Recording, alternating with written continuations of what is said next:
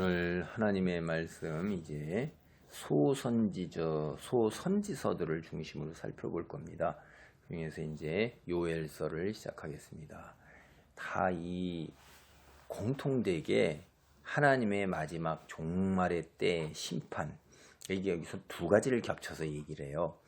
이스라엘 민족이 이제 포로로 국가가 멸망하고 끌려갈 것을 예언하는 거예요.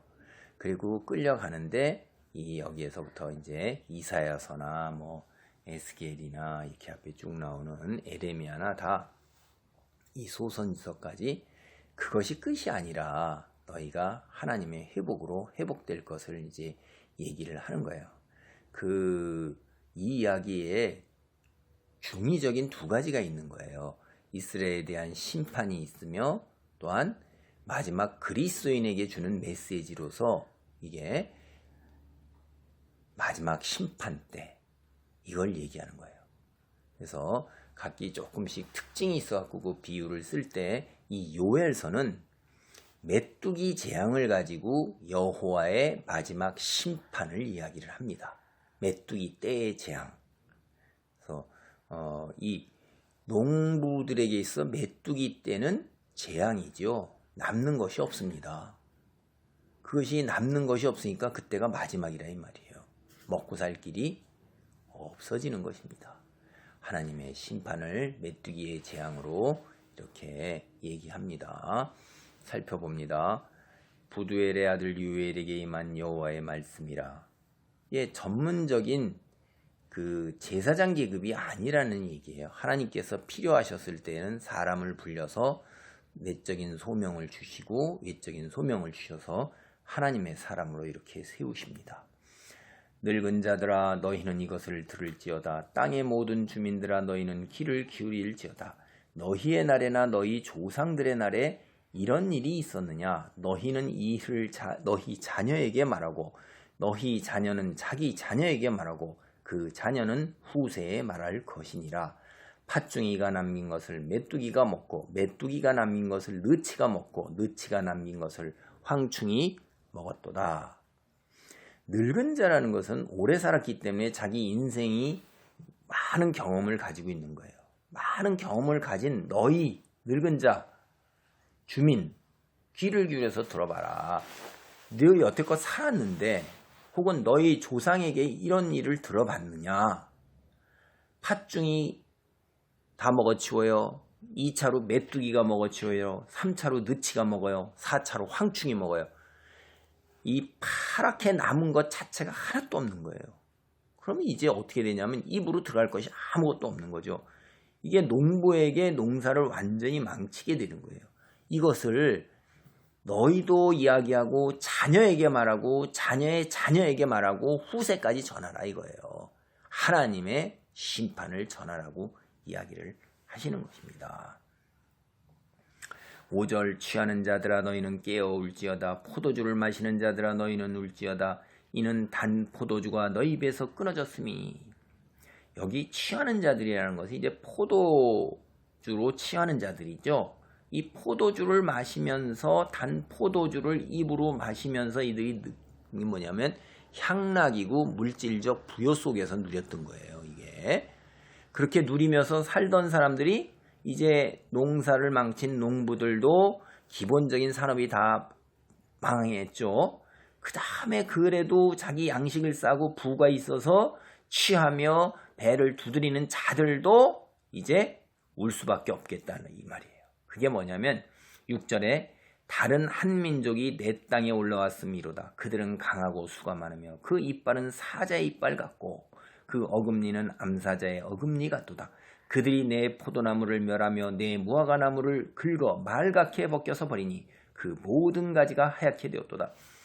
농부는 농사를 망쳐서 이제 끝난 거고, 자 이제 취하는 자들은 그렇지 않고 물질적 풍요로움 속에서 있던 자들도 한 강한 민족이 올라와서 그들이 포효를 으르렁거리는 소리를 내면서 물어뜯고 핥히고 모든 것을 다 어떻게 돼요?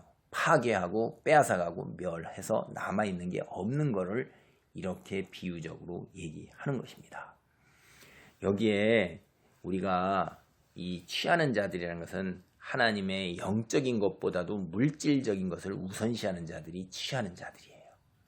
세상에 취한 거죠. 그 다음에 메뚜기 떼라는 것은 사실 성경에서 이 메뚜기 떼는 6절에 한 민족이라고 나오죠. 이 한 민족, 한 나라의 백성 이런 것들이 이제 이 메뚜기 떼로 여기가 나오는데 이 2장 11절 15절에 가면 이 메뚜기 떼를 갖다 여호와의 군대로 이제 또 이야기를 해요. 근데 이렇게 군대를 갖다가 메뚜기 떼에다 비유하는 게 왜 그러냐면 그 군대가 3만, 5만, 10만 이렇게 쳐들어올 때 그게 얼마나 수가 많습니까? 여러분이 가끔 이게 텔레비나 이렇게 보면 메뚜기 떼가 한 번에 촥 날라오면 하늘을 덮어버리죠. 아주 무서웠습니다. 그냥 하늘을 전체를 다 덮어버리는 폭이 몇십 킬로요. 길이도 몇십 킬로가 되는데 남는 것이 없어요. 그래서 군대를 메뚜기 떼에 비유하는데 이것은 이미 고대 근동세계에서 예수님이 오시기 15세기 전에 문헌에서도 이렇게 군대를 메뚜기 떼에 비유하는 것 이렇게 나오고요.